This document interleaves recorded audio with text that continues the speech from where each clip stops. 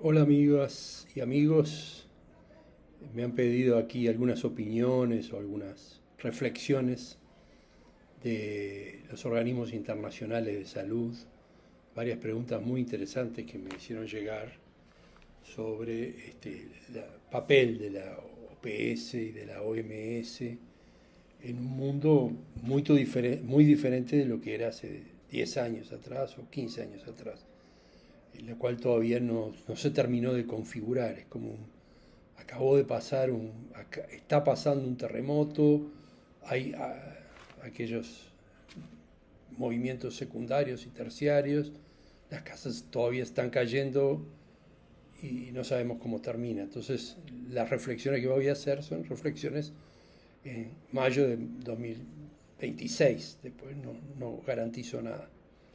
En particular, me están preguntando si qué papel y qué diferencia tienen la OPS y la OMS, los mandatos que tienen, la historia, la capacidad de inserción y de fuerza. Bueno, primero que nada, como saben ustedes, la OPS es mucho más antigua que la OMS y la OPS dentro de las regiones de la OMS, es una región, la región de las Américas, es un poco particular porque tiene unos mandatos propios y una especie de importancia de los países dentro de la OPS que no tienen dentro de la OMS. Tanto que incluso, si no estoy equivocado, Estados Unidos se retiró de la OMS, pero no se retiró de la OPS.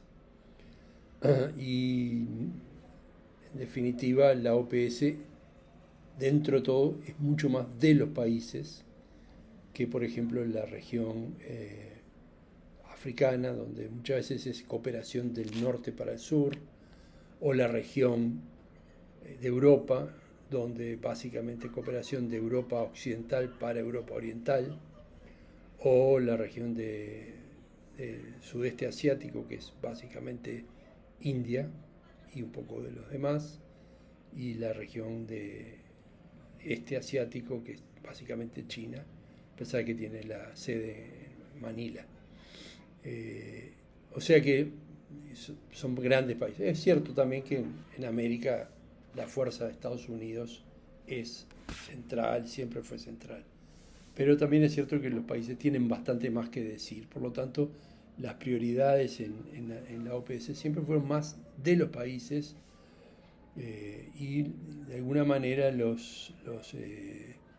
estos organismos internacionales, todos en general, primero se dedicaron a evitar grandes males, como por ejemplo la guerra o las pestes, a las epidemias, y después gradualmente, siguiendo aquella teoría que compartían tanto el Che Guevara como Kennedy, de que la pobreza y la paz no eran compatibles y que para tener sociedades pacíficas había que tener algún tipo de dignidad humana, fueron descubriendo estos organismos internacionales que también tienen una misión en vender, entre comillas, el programa de derechos.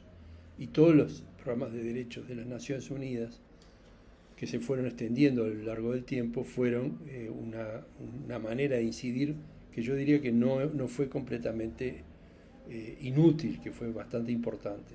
Dentro de eso, en salud, obviamente, el derecho a la vida, sobrevida infantil inicialmente, el derecho a la alimentación fue muy importante, toda la primera etapa de los años 60 fue dedicada a materno-infantil y a nutrición y a combate de epidemias y después otros derechos de la mujer, de los niños, del medio ambiente y de otros. Entonces, en América Latina esto fue importante, yo diría, no fue...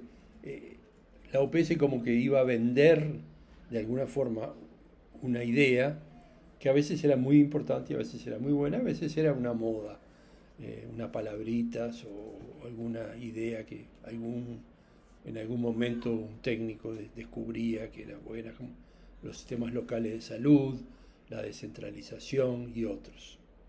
Y también normatizar y buscar información común para todos. Que eso siempre fue importante.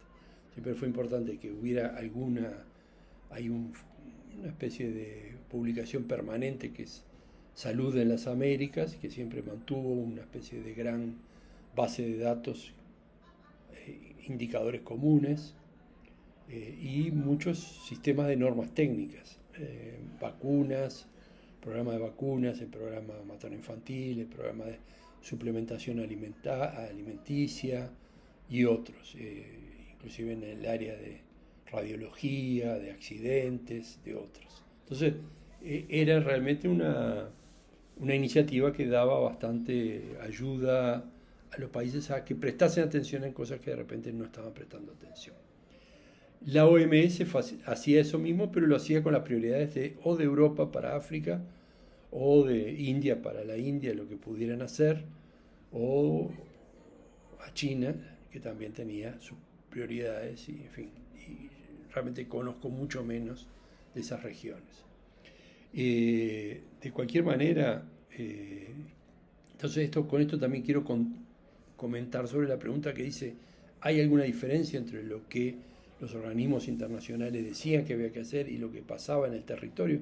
Yo diría que hay diferencias y hay al mismo tiempo, yo me baso más en las cosas que hubo influencias, semejanzas, que la OPS y la OMS lanzaron ideas y que los países aceptaron esas ideas, tomaron esas ideas y de alguna manera las reuniones de la OPS, que parece una pérdida de tiempo, también obligaban a los ministros de salud, primero que nada obligaron a que existiesen ministros de salud, o sea, obligaron de alguna forma a los países a crear un ministro de salud. Las primeras reuniones de la OPS no había ministro de salud en ningún país, eran todos directores de epidemiólogos o de campañas, muchos militares. Entonces, que haya ministro de salud, que los ministros de salud tengan programas de prevención, que tengan programas de vacunas, que tengan después programas de sistema de salud. Lanzaron la idea de salud universal, de la cobertura universal de salud, con discusiones sobre si era buena o era mala, pero es mejor pensar alternativas que no tener ninguna idea y pensar que la salud es un problema de cada uno, de mercado. Entonces, todas esas cosas fueron cosas que los organismos lanzaron y que los países asumieron con los problemas generales, porque también sociedades tan desiguales como las latinoamericanas, que son la región más desigual del mundo, no iba a tener sistema de salud igualitario porque la OPS lo dijera. Yo diría que la OPS y la corriente de sistemas de salud universales fue un elemento que ayudó a que la región más desigual del mundo fuera un poquito menos desigual, por lo menos en el área de salud.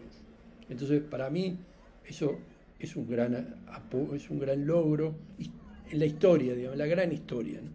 No digo que sea histórico como si fuera una batalla, sino que es la gran historia, ¿no? Si miramos 100 años, yo creo que la OPS hizo varios movimientos que mejoraron, difundieron conocimientos, capacidades, ideas, derechos que quién sabe si hubieran sido iguales si no hubiera estado la OPS. Hay un libro muy interesante de Angus Deaton, que es un premio Nobel de Economía, que discute, se llama The Great Escape, el gran escape, muy, muy interesante, que discute la inutilidad de la cooperación internacional. Pero cuando discute la inutilidad de la cooperación internacional, dice que en estas cosas de salud que acabo de nombrar hubo utilidad y hubo gran impacto, mucho menos de lo que se podía, mucho más de lo que se podía esperar de sociedades tan poco interesadas a veces en dar salud a derechos, igualdad a sus ciudadanos. Entonces, me parece que en ese sentido no podemos despreciar el papel de la OPS. Ahora, la OMS ahora perdió financiamiento. ¿Por qué Estados Unidos se retira de la OMS? ¿Por qué Estados Unidos se retira de muchos organismos de Naciones Unidas? Porque el orden internacional que creó Estados Unidos está acabando. Estos organismos eran del orden internacional creado después de la Segunda Guerra y hoy no tiene, es decir, como decía algún diplomático de aquí de Brasil, se acabó la era de hipocresía. Kennedy diciendo que quería el desarrollo de los pueblos y los americanos diciendo que A y D servía para ayudar a los pueblos, cuando en realidad en parte, por ejemplo, entrenaba y llevaba a los países a personas que enseñaban a torturar y a matar. Esa hipocresía de decir queremos ayudar se acabó. En este momento Estados Unidos suprimió la Agencia de Desarrollo y le está ofreciendo a los países africanos, a 19 países africanos, un trato por el cual le dan algo de plata, algo, no todo lo que le daban antes, a cambio que, entre otras cosas, que los países africanos cedan todos los datos de salud de sus poblaciones, biométricos, de exámenes de laboratorio, genéticos, o sea, todas esas poblaciones pasarían a, vía posiblemente Palantir, a ser parte de un banco gigante de biodatos y durante 10 años o 15 años, en fin, hay varios estudios sobre eso, los recomiendo porque es terrorífico lo que está pasando y lo que está haciendo para el futuro, es decir, cómo se volvió la cooperación internacional ahora un instrumento descarnado de conquista material y ahora biológica, ¿no? Conquistar los cuerpos de las personas. Entonces, lo que pasó es, perdió financiamiento la OPS, perdió financiamiento la OMS, pero perdió financiamiento también la AID de americana, el CDC americano. Ustedes saben bien que CDC americano y el Departamento de Salud americano está dominado por negacionistas, por personas que no creen ni en las vacunas, ni muchas veces en la ciencia que todo el mundo considera normal. Y eso, ¿qué significa para los países del sur? Preguntan aquí. Yo diría, para los países del sur hay muchas situaciones, pero lo que yo diría es que hay un bloque ahora que se podría llamar el sur fuerte, BRICS y otros.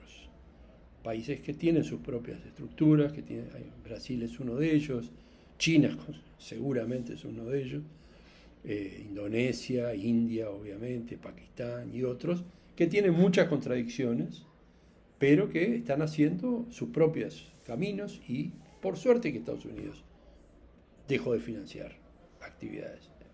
Yo pienso que en salud los países tienen que tener lo que puedan querer tener y lo que tienen que tener es la decisión política de dar salud a sus ciudadanos. No puede ser hecho con dinero de otros países.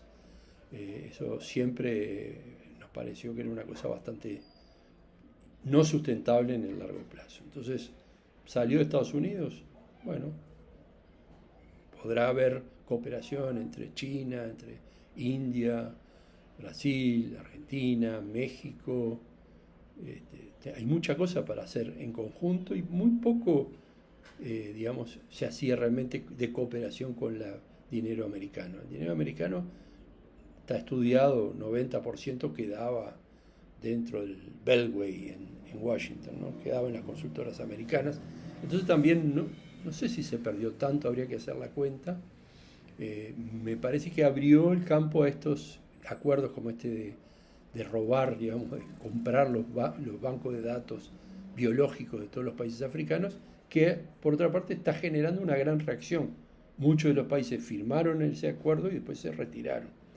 Entonces, y está creando una especie, inclusive en África, igual que posiblemente en algunos países de América Latina, que roben mis datos biológicos es como que roban mi alma. Entonces también se creó una cuestión digamos, de tipo cultural muy fuerte contra el gobernante que había hecho ese acuerdo, que era un acuerdo tan terrible. Entonces yo creo que a la larga la salida de Estados Unidos de la cooperación americana no va a ser más que un llamado de atención para los países del sur, crear sus propias estructuras, definir sus propios problemas, y Dios quiera que sea entre todos o entre la mayor cantidad, que no haya países que quieran imitar a Estados Unidos, porque es una apuesta que va a acabar mal, evidentemente, va a acabar mal posiblemente para el propio Estados Unidos. Sarampión está aumentando, en fin, cosas que no se veían hace tiempo, las tasas de salud en Estados Unidos están bajando. Entonces ninguno va a querer, me parece, en su sano juicio, seguir ese modelo. Lógicamente, en su sano juicio, por tanto, países que pueden tener un gobernante que no está muy bien, pueden hacer cosas que no sean buenas para sus países. Y los países ahí tendrán que aprender la experiencia histórica y decir, este gobernante no me estaba ayudando. Entonces yo creo que yo no lo veo como un problema también en la gran historia, en 50 años, en 30 años, pienso que va a ser bueno. Pienso que va a ser bueno y pienso que quizás va a reformular lo que es la fuerza que tienen los países en las organizaciones internacionales. Puede ser que sean más pobres, pero puede ser que sean más eficientes también y más dirigidas a lo que son realmente prioridades de los países y no de los países centrales. Espero que haya servido, les mando un gran abrazo y pasen muy bien y esperemos que todo esto poder seguirlo analizando entre todos.